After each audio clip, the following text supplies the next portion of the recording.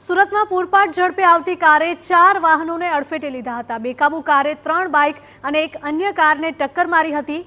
Car ચાલકે શાકભાજી વેચનારાને પણ અડફેટે લીધો હતો।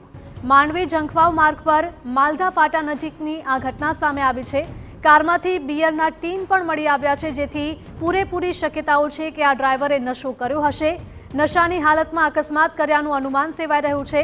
કાર ચાલક એસઆરપી જવાન હોવાનો પણ ખુલાસો થયો છે।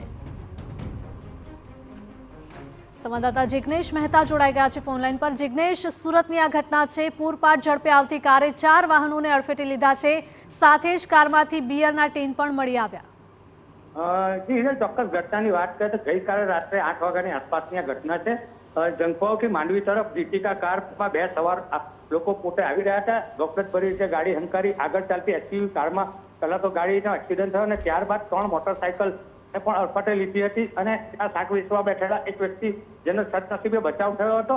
જોકે આ ગાડી ત્યાં સ્થાનિકોએ પકડતા ગાડીની અંદરથી બિયરના બોટલો પણ દેખાઈ આવ્યા હતા અને સ્થાનિકોએ એ બંનેને પકડી લીધા હતા। ત્યારબાદ પ્રાથમિક જે સૂત્રોથી જાણવા મળેલી માહિતી મુજબ બંને જણા જે હતા તે એસઆરપી જવાન હોવાનું પ્રાથમિક અનુમાન હતું અને ઘટનાને ધ્યાને રાખી માંડવી પોલીસ ઘટના સ્થળે પહોંચી હતી અને આજ તો બંનેને પણ અકસ્માતનો ગુનો નોંધી ત્યારબાદ મેડિકલ કરી શું એ લોકો નશામાં હતા તે સ્પષ્ટ થશે અને ત્યારબાદ ગુનો દાખલ થશે। હાલ અકસ્માતનો ગુનો દાખલ કરી બંનેની ધરપકડ કરવામાં આવી। જિગ્નેશ, માહિતી બદલ આપનો આભાર। તો સુરતમાં પૂરપાટ ઝડપે આવતી કારે 4 વાહનોને અડફેટે લીધા છે અને કારમાંથી બિયરના ટીન પણ મળી આવ્યા છે।